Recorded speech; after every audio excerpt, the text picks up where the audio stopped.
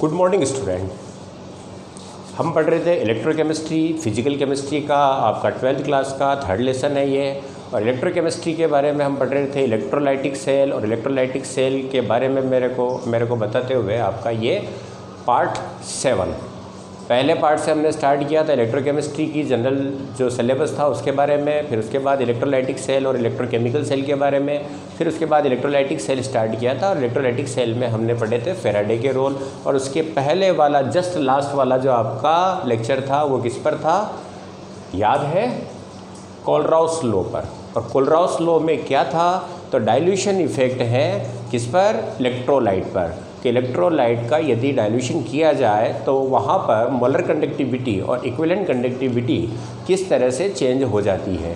यानी कि एक इलेक्ट्रोलाइट सॉल्यूशन की टोटल जो कंडक्टिविटी होती है, जिसको हम मोलर कंडक्टिविटी या इक्विवेलेंट कंडक्टिविटी के रूप में दर्शाते हैं, तो वह कंडक्टिविटी कंसंट्रेशन चेंज होने के साथ साथ किस तरह से चेंज हो जाती है।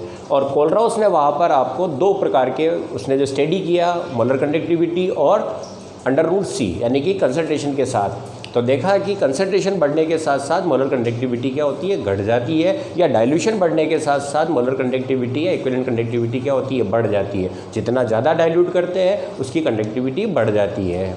अब दूसरी चीज़ क्या थी वहाँ पर? ये था कि जो स्ट्रॉन्ग इलेक्ट्रोलाइट होते हैं वो 100% वियोजित हो जाते हैं, तो वहाँ पर उसकी मोलर कंडक्टिविटी जो होती है वो वीक इलेक्ट्रोलाइट से क्या होती है? ज़्यादा प्राप्त होगी। और जैसे जैसे आप डाइल्यूशन करोगे तो वहाँ पर मोलर कंडक्टिविटी उतनी नहीं बढ़ पाती जितनी कि वीक में बढ़ पाती है, क्योंकि बढ़ेगी तो है वहाँ पर, लेकिन मोलर कंडक्टिविटी जो स्ट्रॉन्ग इलेक्ट्रोलाइट के लिए है वहाँ पर क्या होता है? आयोनाइजेशन तो हो चुका है, केवल फर्क किसका पड़ रहा है वहाँ पर? रेजिस्टेंस का। क्योंकि जैसे जैसे डाइल्यूशन होगा आयन के बीच में अट्रैक्शन फोर्स कम हो जाता है, जिससे फ्री मूव करेंगे। तो वहाँ पर हम उसने जो ग्राफ जो प्लॉट किया था, तो वहाँ पर आपको पता है कि ग्राफ एक स्ट्रेट लाइन के रूप में आता है।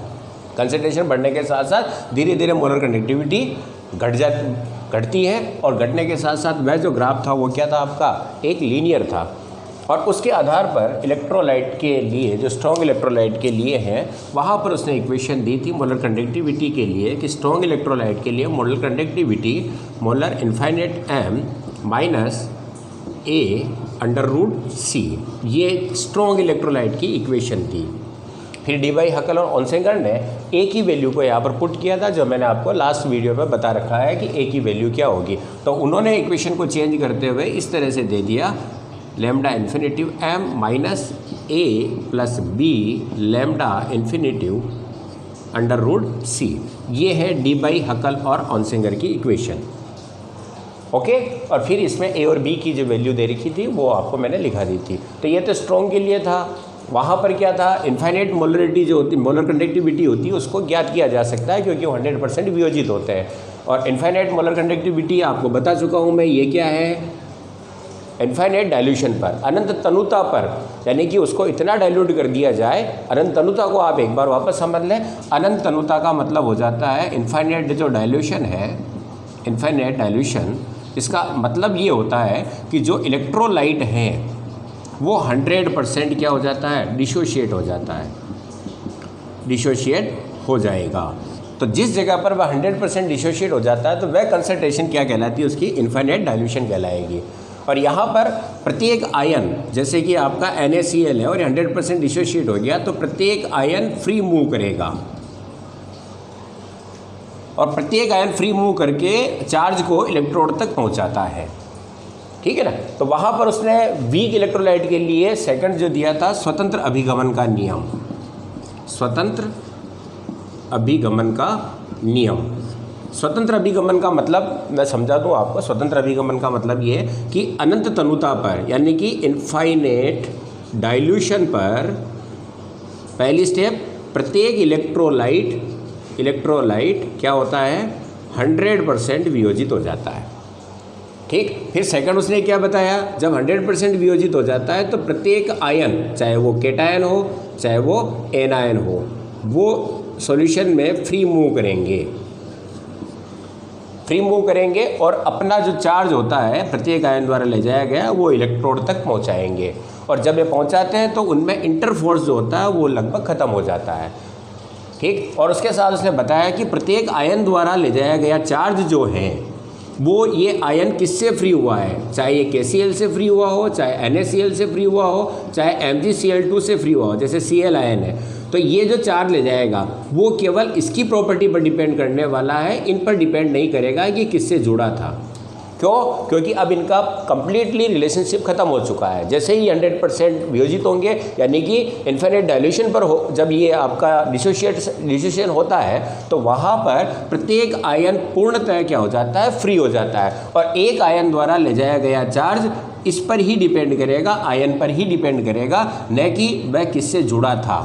यानी कि इलेक्ट्रोलाइट में वह किस आयन से, किस इलेक्ट्रोलाइट में किस एटम से वह जुड़ा हुआ था उस पर डिपेंड करने वाला नहीं है। इसका मतलब ये स्वतंत्र व्यवहार करेंगे।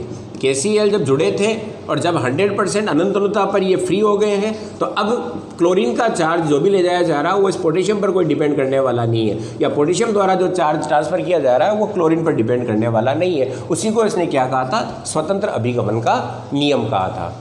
ओके, ये आपको मैंने वापस ब्रीफ में बता दिया कोलराउस रूल। तो कोलराउस रूल जो है स्ट्रॉन्ग इलेक्ट्रोलाइट के लिए इस तरह से दिया गया था, और नीचे फिर आपकी जो इक्वेशन है डी-बाई-हकल-ऑनसेंगर की इक्वेशन है, जिसने ए की वैल्यू को, ए जो है आपका एक कांस्टेंट होता है जो किस पर डिपेंड करने वाला होता है, इलेक्ट्रोलाइट की नेचर के ऊपर, सॉल्यूशन की विस्कोसिटी के ऊपर, तो कई बातों पर, टेम्परेचर पर डिपेंड करने वाला होता है। तो इनकी डिपेंडेंस पर उन्होंने एक्सपेरिमेंट किया डी-बाई-हकल-ऑनसेंगर ने, और इनकी वैल्यू को रखा। ओके, अब उसके बाद आपका क्या था, जब वीक इलेक्ट्रोलाइट हो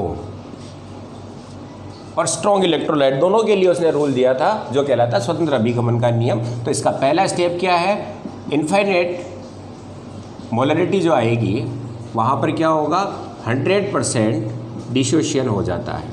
अनंत अनुता पर जो मोलर कंडक्टिविटी आपको मिलेगी, तो पहला काम तो क्या होगा, ये कब मिलेगी, जब आपका 100% डिसोसिएशन हो जाता है। दूसरी चीज़, प्रत्येक आयन स्वतंत्र होता है, यानी कि वह किस से जुड़ा था पहले, डिसोसिएशन से पहले, उस पर डिपेंड करने वाला नहीं है। ठीक, और जो कुल धारा प्रवाहित होती है वो किस पर डिपेंड करती है, अनंत अनुता पर आयनों की जो मोलर चालकता है उनके बराबर होगी। यानी कि अनंत अनुता पर इनफाइनाइट मोलर कंडक्टिविटी जो होती है वो प्रत्येक आयन की इनफाइनाइट मोलर कंडक्टिविटी है उसका योग होगा।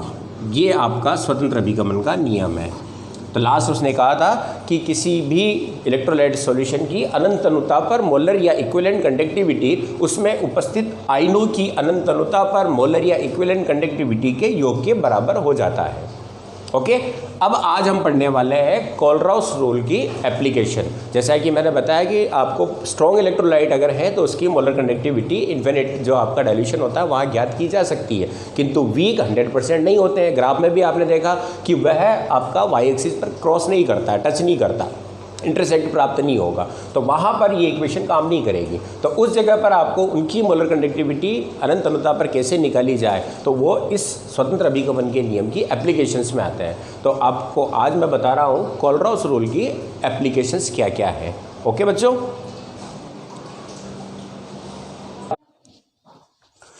तो बच्चों कोलराउस जो लॉ है उसकी कुछ एप्लीकेशंस है, यानी कि हम कुछ चीज़ों को मेजर किया जा सकता है उस लॉ के द्वारा, जिसमें पहला है lambda infinitive M lambda infinitive V, यानी कि इन्फिनिटिव डायल्यूशन के ऊपर जो उनकी मोलर कंडक्टिविटी है या इक्विवेलेंट कंडक्टिविटी है किनकी, वीक इलेक्ट्रोलाइट। जैसा कि मैंने पहले बताया कि वीक इलेक्ट्रोलाइट आपके 100% डिसोसिएट नहीं होते हैं, तो एक्सपेरिमेंटली रूप से तो आप उसकी इस वैल्यू को कैलकुलेट नहीं कर पाएंगे। तो थ्योरेटिकली इस लॉ के द्वारा आप इनकी वैल्यू को क्या कर सकते हैं, कैलकुलेट कर सकते हैं। सेकंड जो इसकी एप्लीकेशन है, measurement of degree of dissociation alpha at dissociation constant, यानी कि वियोजन की मात्रा अल्फा, कोई भी वीक इलेक्ट्रोलाइट है तो उसका कितना % वियोजित हो जाता है, तो वियोजन की मात्रा और उसका वियोजन स्थिरांक दोनों की कैलकुलेशन करना। अगला है ट्रांसपोर्ट नंबर कैलकुलेट करना किसी भी आयन का, तो इसको हम पढ़ेंगे ट्रांसपोर्ट नंबर क्या होता है उसके बारे में आपको बताने वाला हूँ। और लास्ट है कि जो वीक साल्ट होते हैं उनकी सोल्युबिलिटी कितनी है ना, विलेयता, और सोल्युबिलिटी से हम क्या निकाल लेते हैं, सोल्युबिलिटी प्रोडक्ट निकल जाता है। जैसा कि आपने केमिकल इक्विलिब्रियम कक्षा 11 में पढ़ा होगा कि सोल्युबिलिटी आने पर क्या किया जा सकता है, सोल्युबिलिटी प्रोडक्ट KSP को भी डिटरमाइन किया जा सकता है। तो ये मेजर इसकी 4 एप्लीकेशंस है। ओके, तो मैं स्टार्ट कर रहा हूँ। पहली एप्लीकेशन से मेजरमेंट ऑफ मोलर कंडक्टिविटी और equivalent conductivity eight infinite dilution पर, अनंत तनुता पर मोलर तुल्यांकी चालकता या मोलर आणविक चालकता का निर्धारण करना। तो देखो बच्चे एक एग्जांपल लेते हैं अपन, जैसे कि एक वीक इलेक्ट्रोलाइट है CH3COOH, पता है वीक एसिड है ये। अब इसका आपको क्या करना है, लैम्डा इन्फिनिटिव m निकालना है, अनंत तनुता पर इसकी मोलर चालकता आपको ज्ञात करनी है।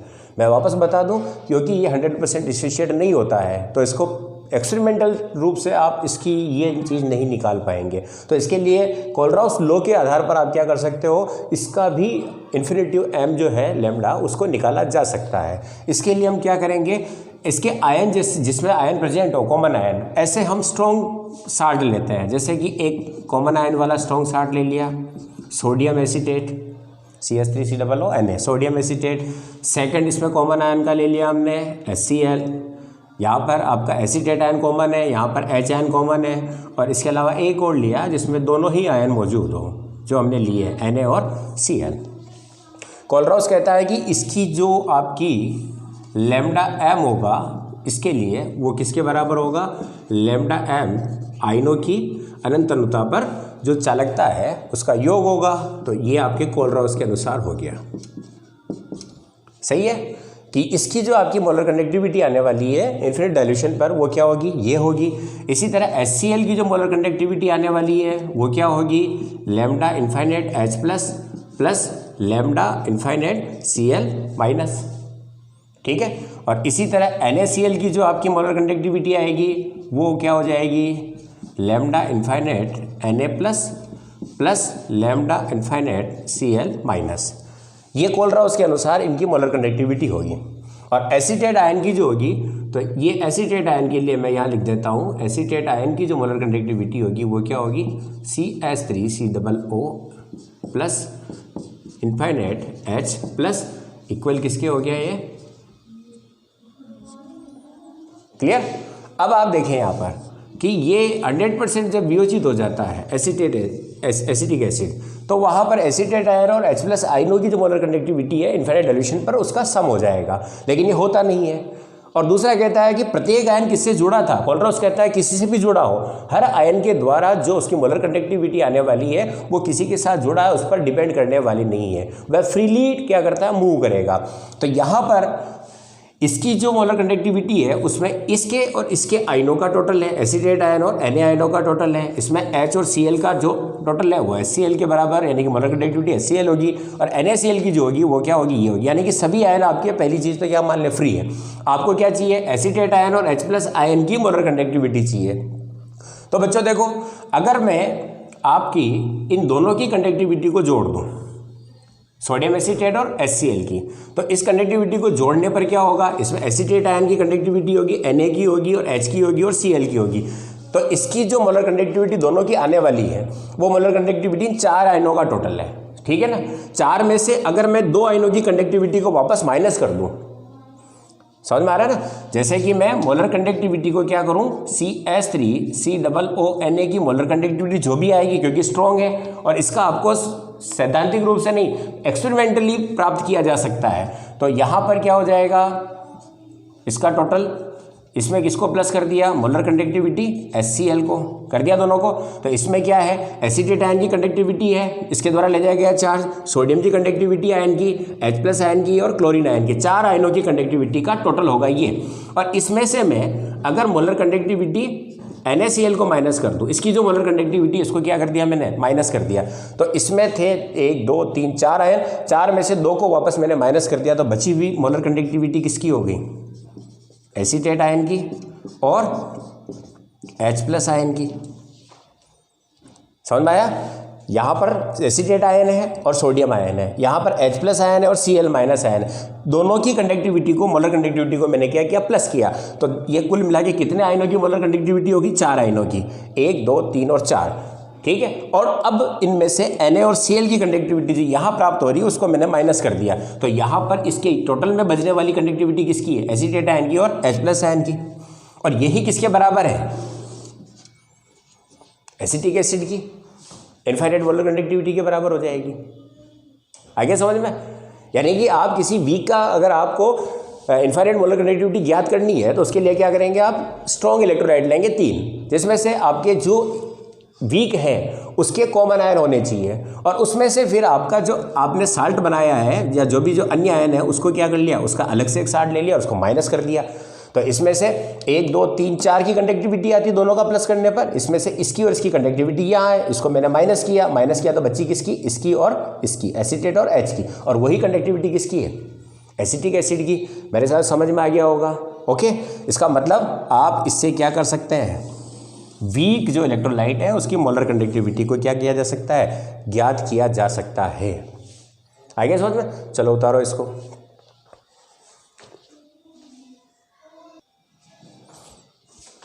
चलो एक वीक इलेक्ट्रोलाइट का एग्जांपल और लेते हैं, जैसे कि NH4OH। ये आपका बेस है और कौन सा है, वीक बेस है।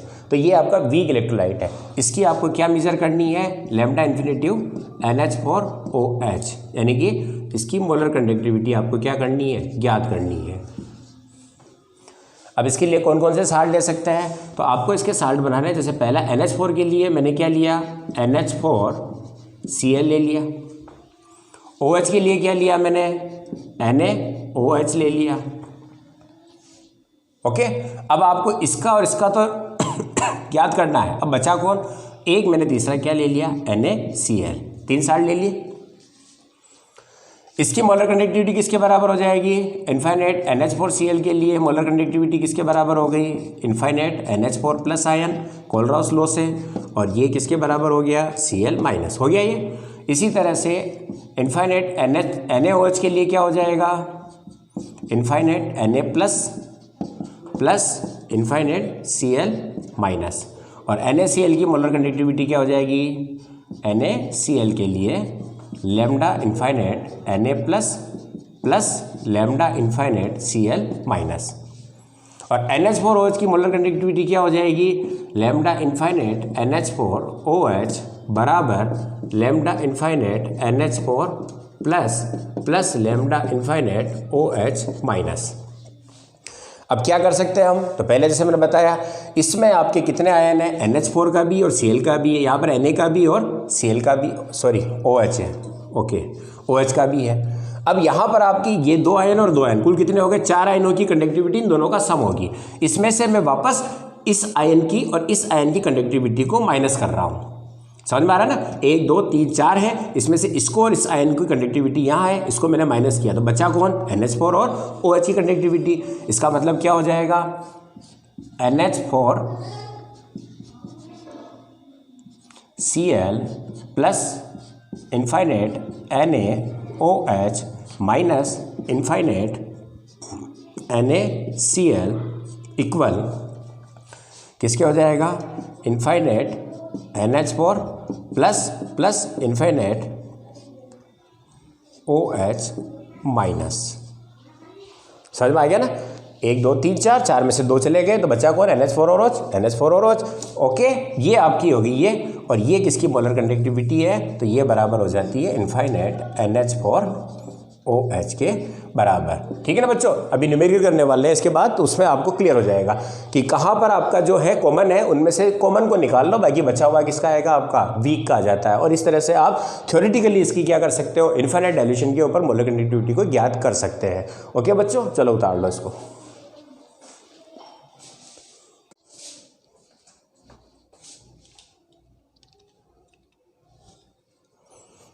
तो बच्चों नेक्स्ट एप्लीकेशन जो 2nd नंबर की है वो क्या है, वियोजन की मात्रा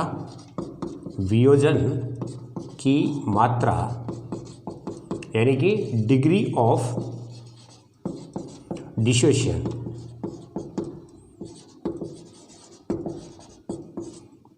जिसको हम क्या कहते हैं, अल्फा का निर्धारण किसके लिए करेंगे, तो डिग्री ऑफ डिसोसिएशन जो स्ट्रॉन्ग होते हैं वहाँ तो क्या होता है 100% होता है, तो अल्फा बराबर 1 आता है। लेकिन यहाँ पर किसका निर्धारण करेंगे, अब निर्धारण करेंगे किसके लिए, वीक इलेक्ट्रोलाइट के लिए। ओके बच्चों, तो वीक इलेक्ट्रोलाइट 100% वियोजित नहीं होते हैं। तो अगर आपको किसी इलेक्ट्रोलाइट का कोई भी आपके सॉल्यूशन की क्या दे रखी है, कोई सांद्रता दे रखी है, कोई कंसंट्रेशन दे रखी है, और अब आपसे पूछा गया है कि इस कंसंट्रेशन के ऊपर ये जो आपका वीक इलेक्ट्रोलाइट है वो कितना डिसोशिएट हो चुका है। तो जब हम बात करते हैं डिग्री की, तो डिग्री का मतलब क्या होता है, कुल कितना होना चाहिए और कितना हो चुका है। यानी कि अल्फा बराबर क्या लिख सकते हैं हम, वियोजित मात्रा, डिसोशिएट कितना हो चुका है, वियोजित मात्रा अपॉन कुल वियोजित मात्रा, कब, अनंत तनुता पर।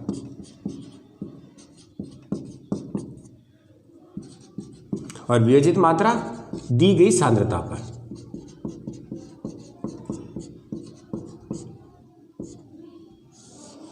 समझ में आया? आपको कोई सांद्रता दे रखी है तो किसी भी सांद्रता पर जब तक इन्फिनिट डाइल्यूशन ना करें तब तक 100% वियोजित नहीं होगा। तो उस समय कितना वियोजित हुआ वो मात्रा, और कुल वियोजित मात्रा जब वह 100% वियोजित हो जाता है तो कुल इतना वियोजित होना चाहिए और इतना हो चुका है, वही क्या कहलाएगा आपका अल्फा। तो दी गई सांद्रता पर वियोजित की मात्रा अपॉन अनंत तनुता पर वियोजित की मात्रा का अनुपात ही क्या कहलाता है आपका वियोजन की मात्रा, डिग्री ऑफ डिसोसिएशन कहलाएगा। अब आपको पता है कि जितना वियोजित होता है उतने आयन होते हैं, और जितने आयन होते हैं उतनी उसकी क्या होती है, मोलर कंडक्टिविटी होती है। इसका मतलब वियोजित मात्रा जो सांद्रता पर दी गई है तो उस सांद्रता पर उसकी जो मोलर कंडक्टिविटी आने वाली है लैम्डा एम सी, यहाँ पर जो सांद्रता दे रखी है उसके लिए। तो ये तो हो गई वियोजित मात्रा, कब, जब आपको कोई सांद्रता दे रखी है तो उस सांद्रता पर जितने आयन होंगे उतनी उसकी मोलर कंडक्टिविटी होगी। तो ये हो जाएगा दी गई सांद्रता पर मोलर कंडक्टिविटी अपॉन इन्फिनिट सांद्रता पर मोलर कंडक्टिविटी, ये क्या हो जाता है आपका अल्फा। तो अल्फा बराबर क्या हो गया, दी गई सांद्रता पर मोलर कंडक्टिविटी अपॉन अनंत तनुता पर मोलर कंडक्टिविटी, या अनंत तनुता पर जितनी मोलर कंडक्टिविटी होती है उसमें से दी गई सांद्रता पर कितनी मोलर कंडक्टिविटी आपको प्राप्त हो रही है, वह रेशो ही क्या कहलाएगा आपका वियोजन की मात्रा अल्फा कहलाएगा। तो अल्फा बराबर हो जाता है ये, इक्वल क्या हो जाएगा ये अल्फा। ओके बच्चों, ये फॉर्मूला ध्यान रखें, काफ़ी सारे न्यूमेरिकल है। अब बात करते हैं वियोजन स्थिरांक के डिसोसिएशन कांस्टेंट की बात करते हैं। तो अल्फा जब आ जाता है तो आप वियोजन स्थिरांक भी निकाल सकते हैं। आपको इसके लिए थोड़ा सा ध्यान रखना पड़ेगा, कक्षा 11 में आपका आयनिक इक्विलिब्रियम था, वहाँ पर लॉ ऑफ मास एक्शन था, वहाँ से हमने अल्फा और केडिस के बीच में रिलेशनशिप निकाला था। ठीक है, वही चीज़ वापस है। तो जैसे मैं एग्जाम्पल के लिए ले रहा हूँ, एसिटिक एसिड है आपका एक वीक इलेक्ट्रोलाइट, और ये डिसोशिएट होकर इक्विलिब्रियम में आ चुका है, एसीटेट आयन और H+ आयन। ओके, इनिशियली इसकी जो मात्रा थी, इनिशियली वो मैंने क्या ली, 1 मोल लिया। तो ये इनिशियली जब डिसोशिएट नहीं हुए थे तो कितने थे, 0 और जब इक्विलिब्रियम बन चुका था, इक्विलिब्रियम पर कंसंट्रेशन इसकी मात्रा क्या हो जाएगी, तो 1 मोल था, इक्विलिब्रियम पर अल्फा डिसोशिएट हो गया, तो अल्फा ये बन गया और अल्फा ये बन गया। ठीक है ना, वहाँ ध्यान हो, ये आयनों की संख्या यहाँ पर 2 या 3 लगे हुए हैं तो यहाँ पर 2 अल्फा 1 अल्फा इस तरह से हो जाता है, यानी कि n अल्फा हो जाता है। फिर आपका क्या है, एक्टिव मास क्या हो जाएगा इसका, सक्रिय द्रव्यमान। तो सक्रिय द्रव्यमान क्या होता है, यदि कंसंट्रेशन आपकी क्या हो, C हो, तो एक्टिव मास क्या हो जाएगा। तो आपको पता है एक्टिव मास क्या होता है, यूनिट वॉल्यूम में उपस्थित मोल, वही क्या कहलाता है उसका सक्रिय द्रव्यमान, एक्टिव मास कहलाता है। तो अगर वॉल्यूम V है तो ये हो जाएगा 1 - अल्फा अपॉन V, और 1/V को हम क्या लिख सकते हैं, सांद्रता के रूप में C लिखा जा सकता है। तो ये क्या हो जाएगा, C1 - alpha, C alpha and C alpha. Okay, अब लॉ ऑफ मास एक्शन, द्रव्य अनुपाति का नियम क्या कहता है कि किसी भी साम्यावस्था पर साम्य स्थिरांक जो होता है, इक्विलिब्रियम कांस्टेंट जो होता है, वो क्या होता है, उत्पादों का सक्रिय द्रव्यमान अपॉन क्रियाकारकों का सक्रिय द्रव्यमान। तो यहाँ पर हो जाएगा K dis equal C alpha into C alpha, ये तो हो गया प्रोडक्ट, और आपका रिएक्टेंट क्या है, C1 - अल्फा। एक C से एक C कट गया तो आपका क्या बच गया, K dis equal C alpha square upon C हट गया 1 - अल्फा, और अल्फा बराबर आपको पता है lambda CM upon lambda infinite M। Alpha की वैल्यू यहाँ से ज्ञात करेंगे और यहाँ रखेंगे तो हमें क्या मिल जाएगा, वियोजन स्थिरांक प्राप्त हो जाता है। आगे समझे बच्चों। तो इसके द्वारा हम क्या कर सकते हैं, कोलरॉस लॉ से, क्योंकि ये आप कहाँ से निकालोगे, कोलराउस लॉ से। कोलराउस लॉ से जब निकालते तो पता है अनंत अनंतता पर आयनों का जो टोटल मोलर चालकता होती है उनका सम होगा, और जस्ट अभी इसके पहले वाले इक्वेशन हमने निकाला था वीक इलेक्ट्रोलाइट के लिए। ओके, चलो इसको उतार लो।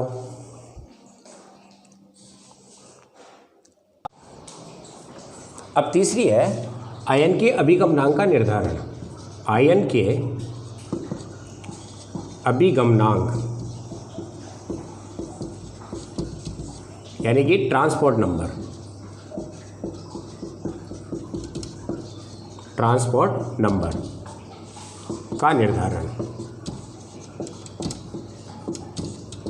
Determination of transport number of ion. तो आयन के अभिगमनांक का निर्धारण। तो पहली चीज़ अभिगमनांक क्या होता है? देखो, अभिगमनांक बड़ी सिंपल सी चीज़ है कि किसी विद्युत अपघटन में, इलेक्ट्रोलाइसिस में कुल कितनी धारा प्रवाहित हुई है, उस प्रवाहित धारा में से उस एक आयन द्वारा कितनी धारा ले जाई गई है इलेक्ट्रोड तक, वह उसका क्या कहलाता है? Transport number. यानी कि उसका पार्ट है, कुल धारा का वह पार्ट जो किसी एक आयन के द्वारा क्या किया जाता है? प्रवाहित किया जाता है या इलेक्ट्रोड तक ले जाया जाता है।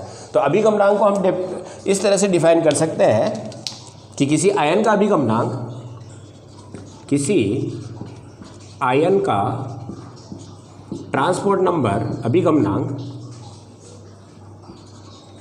कुल धारा का, कुल प्रवाहित धारा का वह अंश है या मात्रा है जो उस आयन द्वारा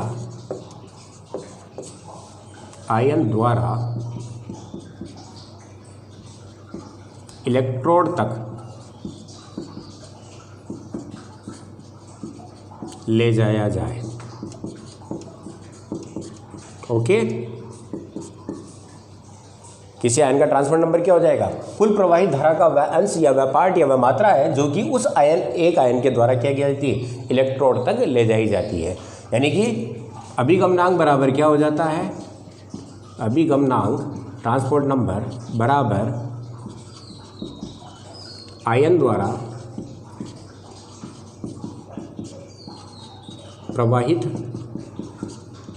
धारा अपॉन विद्युत अपघटन में प्रवाहित कुल धारा। ओके, ये हो जाएगा आयन का अभिगमनांक। तो किसी आयन का अभिगमनांक उस आयन के द्वारा प्रवाहित धारा और विद्युत अपघटन में प्रवाहित कुल धारा का अंश हो गया वो। क्लियर? अब प्रायोगिक रूप से देखा गया है कि किसी भी आयन द्वारा ले जाई गई धारा जो होती है उस आयन की स्पीड पर डिपेंड करती है। ओके, यानी कि किसी आयन का जो अभिगमनांक है वो किस पर डिपेंड करेगा? उसकी स्पीड पर डिपेंड करने वाला है। तो यहाँ पर जैसे अभिगमनांक डायरेक्टली प्रोपोर्शनल टू आयन की स्पीड, या यूँ कह सकते हैं कि अभिगमनांक आयन की स्पीड जो होगी वही क्या होगी? ले जाएगी धारा होगी, और धारा किस रूप में होगी? उसकी चालकता के रूप में। तो आप यूँ भी लिख सकते हैं कि अभिगमनांक किस पर डिपेंड कर रहा है? आयन की स्पीड पर। आयन की स्पीड पर कौन डिपेंड करने वाला है? उस आयन की मोलर कंडक्टिविटी इन्फिनिट पर। किसकी? प्लस आयन या माइनस आयन जो भी है। क्लियर है? यानी कि जितनी आयन की स्पीड होगी उतनी धारा का प्रवाह होगा, और धारा का प्रवाह होगा उसका उतना ही क्या होगा? अभिगमनांक होगा। तो यहाँ पर एक पॉजिटिव आयन है कि स्पीड क्या मान लेता हूँ मैं? u1, और नेगेटिव आयन की स्पीड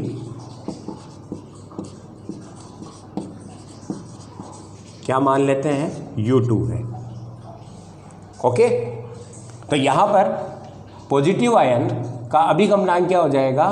तो मैं इसको लिखता हूँ t, ये ट्रांसपोर्ट नंबर है पॉजिटिव, किसके बराबर हो जाएगा? u1 upon u1 plus u2।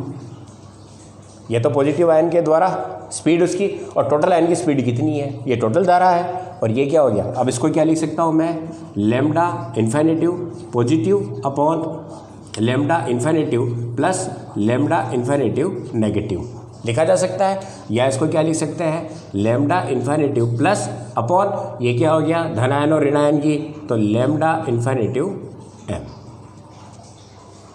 ये टोटल मोलर चालकता हो गई, उसमें से इसकी मोलर चालकता कितनी है, वो एक आयन की, वही क्या कहलाएगा उसका transport number.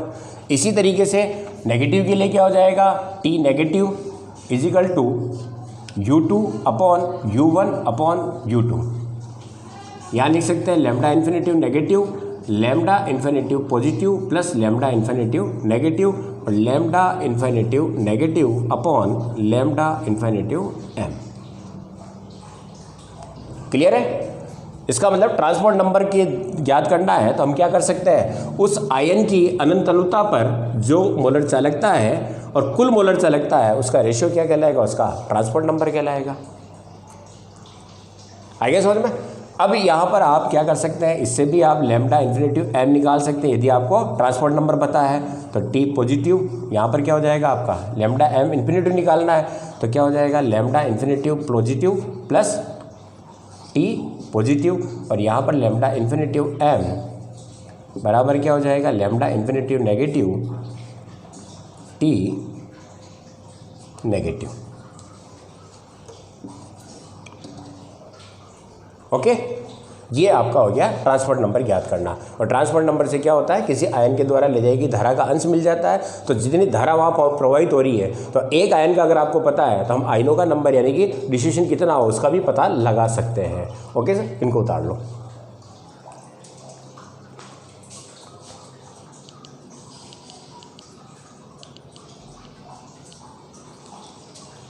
Next final application है छोटी, वो कौन सी है, अल्पविलेय पार्शियल सोल्यूबल जो होता है, अल्पविलेय लवण की सोल्यूबिलिटी क्या है।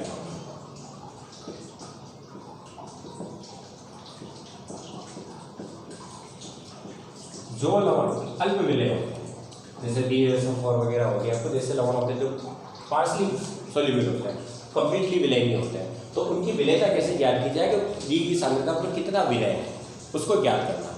ओके, तो इसके लिए क्या किया जाता है, एक छोटा सा एक्सपेरिमेंट है कि आप इलेक्ट्रोलाइट सेल लेते हैं, चालकता मापी सेल है ना, conductance cell, sorry conductance cell लिया जाता है। तो चालकता मापी सेल जो होता है वो मैंने आपको बताया था इस तरह से होगा, जिसमें पीटी के इलेक्ट्रोड लगे होते हैं इस तरीके से। तो पहले क्या किया जाता है, इस सेल में केवल प्योर वाटर ले लिया जाता है, और प्योर वाटर लेकर इसकी क्या ज्ञात कर ली जाती है, कंडक्टिविटी ज्ञात कर ली जाती है। KS2 वही 1 सेंटीमीटर की दूरी पर रखे हुए होंगे। तो मैंने आपको पहले बता रखा है कि चालकता मापी सेल के द्वारा क्या किया जाता है, चालकता ज्ञात की जाती है और बिट स्टोक ब्रिज का प्रयोग किया जाता है। तो वहाँ पर कापा S2 यानी कि इसकी कंडक्टिविटी ज्ञात कर ली जाती है। फिर क्या किया जाता है, जिस लवण का आपको क्या ज्ञात करना है, सोल्यूबिलिटी ज्ञात करनी है, उसके फ्रेश जो पीपीटी होते हैं, ताज़ा अवक्षेप जो होते हैं, जैसे कि BaSO4 आपका अल्पविलेय है, तो इसके ताज़ा अवक्षेप प्रेसिपिटेट लेकर इसमें क्या किया जाता है, चालकता मापी सेल में घोल दिया जाता है। घोलने के बाद हल्का सा गर्म कर लेते हैं और फिर 25 डिग्री सेंटीग्रेड तक वापस को क्या कर लिया जाता है, ठंडा कर लिया जाता है, यानी इसका टेम्परेचर 25 कर लिया जाता है। फिर वापस अब ये क्या बन गया, आपका सॉल्यूशन बन गया ना, पानी के अंदर आपने क्या डाल दिया, BaSO4, सॉल्यूशन हो गया।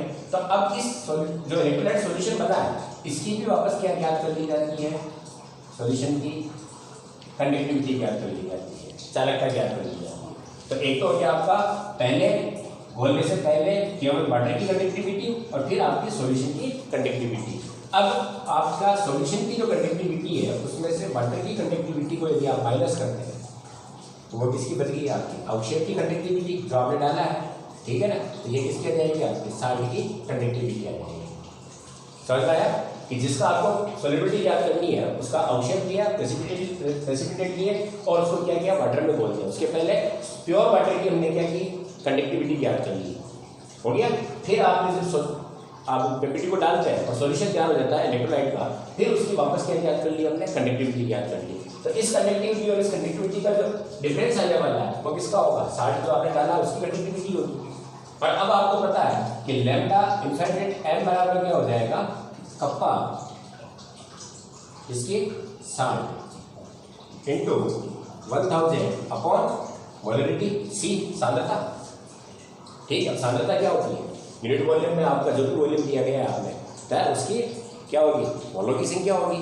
और जितनी मोलों की संख्या वो इसकी क्या होगी, सोल्यूबिलिटी होगी। तो इसको क्या लिख सकता हूँ मैं, lambda infinitive m is equal to क्या हो जाएगा, कप्पा साल्ट का क्या हो गया, S minus kappa H2O into 100/1000/C।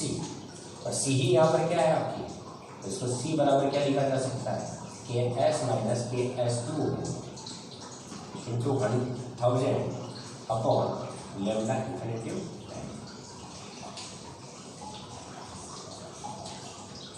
Okay, ये आपकी क्या हो जाएगी, सांद्रता किसकी, अपघन की कितना घुला हुआ है आयतन में, पर यही सी ही यहाँ पर क्या होगी, सोल्यूबिलिटी। आपको पता लग गया ना कितना घुला हुआ है, और इसको हम क्या लिख सकते हैं, एस। और जब एस आ जाता है तो आपको पता है कि KSP सोल्यूबिलिटी प्रोडक्ट क्या होता है, किसी सैचुरेटेड सॉल्यूशन में इक्विलिब्रियम पर उसमें उपस्थित आयनों का घनत्व क्या कहलाता है, उसका KSP कहलाता है। तो यहाँ पर आपका KSP ज्ञात किया जा सकता है, जैसे CH3COOH इसकी इक्विलिब्रियम हो गई CH3CO प्लस H+। अब ये प्रारंभ में एक था और उसके बाद S सोल्यूबल हो गया, तो यहाँ पर कितना हो जाएगा, SS। तो KSP बराबर क्या हो जाएगा, K बराबर क्या हो जाएगा, S into S 1 minus S। और जब अल्प विलय होते हैं वहाँ पर ये मान क्या होता है आपका, कांस्टेंट होता है, इसको क्या लिखते हैं, KSP। तो KSP बराबर क्या हो गया, KSP बराबर S⁻²। तो आपके पास S जब आ जाता है तो उससे आप क्या निकाल सकते हैं, KSP। और इक्विलिब्रियम की इक्वेशन होती है LMA के अनुसार, उसका प्रयोग कर सकते हैं पर अलग अलग साल के लिए। तो आपका ये रिलेशनशिप आ जाएगा और यहाँ पर S की वैल्यू रख देंगे तो हमें क्या मिल जाएगा, KSP सोल्यूबिलिटी प्रोडक्ट मिल जाता है। आगे समझ में, करना क्या था, किसी साल्ट का अपने को क्या करना है, जो पार्टली सोल्यूबल है उसकी हमें कंडक्टिविटी ज्ञात करनी है पहले। तो उसकी कंडक्टिविटी ज्ञात करने का तरीका क्या हो जाएगा, तो पहले क्या होगा, KS निकाल लिया सोल्यूशन का, H2O का निकाल लिया, जो मैंने बताया दोनों का डिफरेंस होगा वो साल्ट का क्या जाएगी, कंडक्टिविटी आ जाएगी। और उससे हम क्या कर सकते हैं, सोल्यूबिलिटी ज्ञात कर सकते हैं। तो बच्चों ये हो गया आपका पूरा ही इलेक्ट्रोलाइटिक सेल, समझ में आया। मैं वापस बता दूं, इलेक्ट्रोलाइटिक सेल सबसे पहले हमने क्या देखा, उसकी स्ट्रक्चर देखी थी। स्ट्रक्चर देखने के बाद हमने क्या देखा था, उसमें प्रोसेस देखा था, इलेक्ट्रोलाइसिस कैसे होता है, एनोड पर क्या होता है, कैथोड पर क्या होता है, ऑक्सीडेशन रिएक्शन के बारे में, ठीक। उसके बाद हमने इलेक्ट्रोलाइटिक सेल का बेटर रिजल्ट किस तरह से आए, यानी कि सेल के अंदर जो केमिकल चेंजेस आने वाले हैं, केमिकल चेंज जो होगा, इलेक्ट्रिकल एनर्जी केमिकल एनर्जी बदलने वाली है, तो वह किन किन फैक्टर्स पर डिपेंड करती है। तो वहाँ पर सबसे पहला था प्रोवाइड की जाने वाली धारा, तो वहाँ पर हमने फैराडे के 2 रूल पढ़े थे। प्रोवाइड की जाने वाली धारा W के समानुपाती होती है। फिर उसके बाद अगर आप समान धारा प्रोवाइड करते हैं अलग अलग इलेक्ट्रोलाइट में, प्रोवाइड होने वाला मतलब मुक्त होने वाला जो W होगा वो किस पर डिपेंड करेगा, उनके तुल्यंकी भारों के डायरेक्टली प्रोपोर्शनल टू होता है। फैराडे के रूल पढ़े थे। फिर उसके बाद मैंने आपको बताया था कंडक्टेंस एंड कंडक्टिविटी के बारे में, क्योंकि जब कोई इलेक्ट्रोलाइसिस प्रोसेस होता है तो उसके अंदर जो आप इलेक्ट्रोलाइट लेते हैं उसका कंडक्टेंस कितना है, कंडक्टिविटी क्या आएगी, तो उसको हमने डिटेल में पढ़ लिया पूरे को, है ना, कप्पा सी वगैरह सारी थी। उसके बाद हमने सांद्रता के इफेक्ट को पढ़ा कि यदि आप कंडक्टिविटी को मेजर करना चाहते हैं तो वो किस पर डिपेंड करने वाली है, इलेक्ट्रोलाइट की कंसंट्रेशन का। तो कंसंट्रेशन के लिए कोलरॉस नियम पढ़ा और कोलरॉस के बाद हमने क्या पढ़ लिया, इसका पूरा ही एप्लीकेशन पढ़ा। ओके, यानी कि अब आपको इलेक्ट्रोलाइटिक सेल के बारे में सारी चीज़ों की जानकारी हो चुकी है।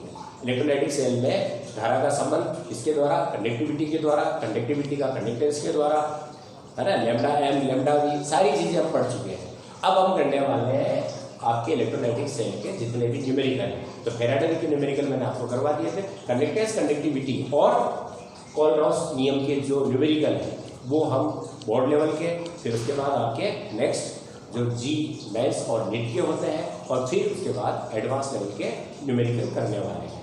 ओके बच्चों, तो एक प्रकार का सेल आपका कंप्लीट हो गया है। न्यूमेरिकल के बाद हम चालू करेंगे नेक्स्ट सेल जो है आपका इलेक्ट्रोकेमिकल सेल के बारे में, गैलेनिक सेल के बारे में। तो आप यहाँ तक की जो पार्ट 7 है, ये 1 से लेकर 7 तक की अच्छी तरह से देख लें, सारे ही जो इसके फॉर्मूला है उनको एक बार समझें, और फिर हम करते हैं इनके न्यूमेरिकल। ओके बच्चों, तो आप चैनल को सब्सक्राइब करें, लाइक करें, शेयर भी करें। पर एक चीज़ और है, किसी भी चीज़ पर आपको कोई भी आपको डाउट है तो बच्चों कमेंट्स बॉक्स में आप ज़रूर अपने कमेंट लिखें, ठीक है ना, ताकि मेरे को ये पता चल जाए कि कहाँ कहाँ आपको किस जगह पर किस बच्चे को प्रॉब्लम आने वाली, तो उस प्रॉब्लम का सोल्यूशन हम कर सकें। ठीक है बच्चों, तो कमेंट जरूर लिखें। जहाँ तक समझ में आया, अच्छा समझ में आया तो भी लिखें कि सर ये बढ़िया समझ में आया है, और जहाँ प्रॉब्लम लग रही है तो उस जगह को आप जरूर लिखें कि यहाँ मेरे को समझ में नहीं आया। मैं हो सकता है कि वापस उन कमेंट के बेस पर आपको एक वीडियो पूरा सेंड करूँगा जो केवल आपके डाउट्स पर होगा। ओके बच्चों, चलो थैंक यू।